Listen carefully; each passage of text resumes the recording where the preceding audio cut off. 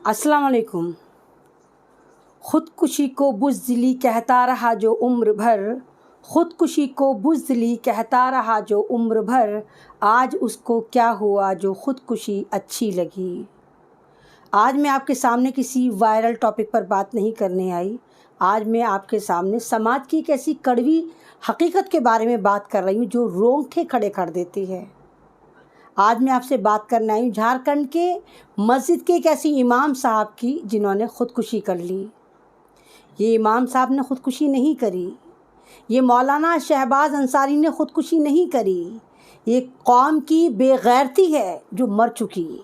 बेगैरत कौम कौन होते हैं? मस्जिदों के इमाम, जिनके पीछे हम नमाज़ पढ़ते हैं, जो हमें गाइड करते हैं, जो हमें दीन दुनिया के बारे में बताते हैं। और जनाब, पहले अदालतें नहीं हुआ करती थी, पहले पार्टियां नहीं हुआ करती थी, पहले टोटल जो सियासत थी वो मस्जिदों से करी जाती थी। मस्जिदों की जो कमेटियां होती हैं वो इलाके के अंदर जितने मसले मसाइल होते थे उसको दूर करा करती थी। और आज ये हाल है कि हमारी मस्जिदों के इमाम ख़ुदकुशी कर रहे हैं। आपको मालूम है कि झारखंड के जिन मौलाना साहब ने ख़ुदकुशी करी उनकी उम्र कितनी थी? मात्र 31 साल। वो मौलाना थे, कोई बिजनेसमैन नहीं थे। उनकी ख़ुदकुशी का जो एक सबब निकल कर आया वो निकल कर आया कर्ज़, उधार।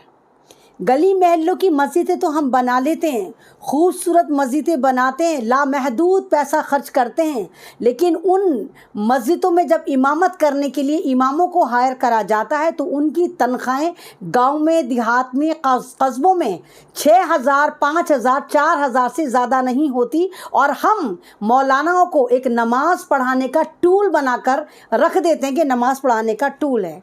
महल्ले वाले चंदाखोरी करते हैं और इमाम की तनख्वाह पहुंचाते हैं।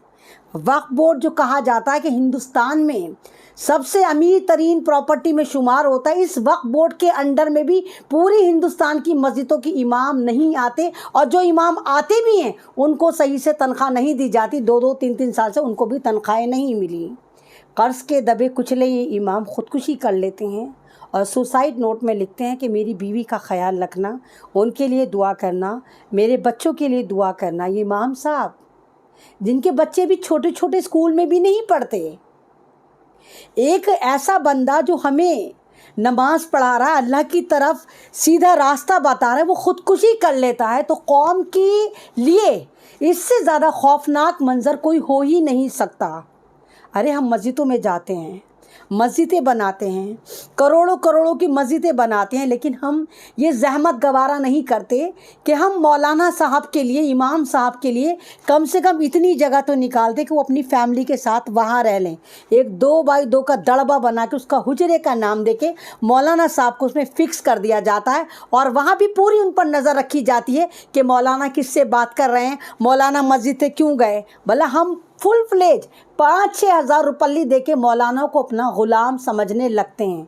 अरे जब आप मस्जिदें बना रहे हैं, करोड़ों करोड़ों उस पर ख़र्च कर रहे हैं, तो क्या ऐसा नहीं हो सकता कि तमाम मस्जिदों के अंदर 2 रूम सेट मौलानाओं के लिए बनाया जाए ताकि वो अपनी फैमिली को वहीं रख लें। लानत है सिस्टम पर, हमारे समाज पर, और शर्म आनी चाहिए उन लोगों को जो ख़ुद को मुसलमान कहते हैं। मौलाना साहब की फैमिली, आप यकीन करेंगे कि मौलाना साहब की फैमिली, उनकी बीवी, उनके 2 छोटे बच्चे हालात की तंगी की वजह से अपने मैके जमशेदपुर में रह रही थी, माँ के घर रह रही थी शादी के भी बाद। शादी किस लिए करता है इंसान? साथ रहने के लिए करता है, परिवार बनाने के लिए करता है ना। और ये जितने भी मस्जिदों के मैं मौलानाओं को देखती हूँ, मस्जिदें देखती हूँ, उनमें 2x2 का दड़बा बनाकर हुजरे का नाम देकर उसको इज्जत बख्शी जाती है। मौलानाओं के लिए कोई एहतमाम नहीं होता कि मस्जिदों में उनके लिए घर बना दिए जाए। क्यों? वो क्या सऊदी जा रहे हैं, वो क्या आउट ऑफ कंट्री जा रहे हैं जो वो छोटे से दड़बे में रहेंगे? उत्तर प्रदेश के इमाम अगर दिल्ली में आ रहे हैं तो दड़बे नुमा हुजरे में रहते हैं। और ये ख़ुदकुशी का सिलसिला चल पड़ा है। मतलब हमारे इमाम अगर ख़ुदकुशी कर रहे हैं तो ये फ़िक्र है, हमारे लिए सोचने की बात है। इससे पहले ख़ुदकुशी, एक बहुत ख़तरनाक ख़ुदकुशी मैंने देखी थी पहले लॉकडाउन में, जब एक इमाम साहब जो मुजफ्फरनगर के रहने वाले थे, उनके ऊपर भी इतना कर्ज़ हो गया था, 4 या 5 बच्चे थे और वो अपने बच्चों को खाना खिलाने में असमर्थ थे। लोग उनकी मदद नहीं पहुंचा रहे थे और उन्होंने ख़ुदकुशी कर ली। تو کیا یہ ہمارا فرض نہیں کہ جب ہم مسجدوں میں جاتے ہیں، ہم مولانا جو ہماری مسجد کے امام ہیں ان کے پاس بیٹھیں، ان کی خیر خبر لیں، ان سے پوچھیں کہ مولانا آپ کہاں کے رہنے والے ہیں، مولانا آپ کی فیملی میں کون کون ہے، مولانا آیا آپ کے بچے بھی ہمارے بچوں کی طرح اچھے پرائیویٹ اسکول میں پڑھتے ہیں، مولانا کیا آپ کے بچے بھی ٹیوشن جاتے ہیں جیسے ہم لوگ ہیوی فیس ادا کرتے ہیں؟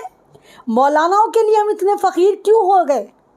کیوں ہم ان کی پریشانی نہیں سمجھ پا رہے؟ کیوں ہم نے ان کو ایک طرح کا ہزاری کر کے مولانا بنا دیا، 2000 دے دیے، 3000 دے دیے، 4000 دے دیے؟ کیا ہمارا ضمیر گوارا نہیں کرتا کہ جس امام کے پیچھے جس کو ہم اتنی عزت سے 5 بار دیتے ہیں، ہم فجر ظہر عصر مغرب عشاء میں مولانا کو مولانا سمجھتے ہیں اور اس کے بعد ان کو ٹول کٹ سمجھ کے ان کے حجرے ان کے دڑبے میں چھوڑ آتے ہیں؟ کیا یہ ہمارا فرض نہیں بنتا کہ ہم معلوم کریں کہ ہماری مسجدوں کے امام کی کنڈیشن کیا ہے، ہماری مسجدوں کے مؤذن کی کنڈیشن کیا ہے؟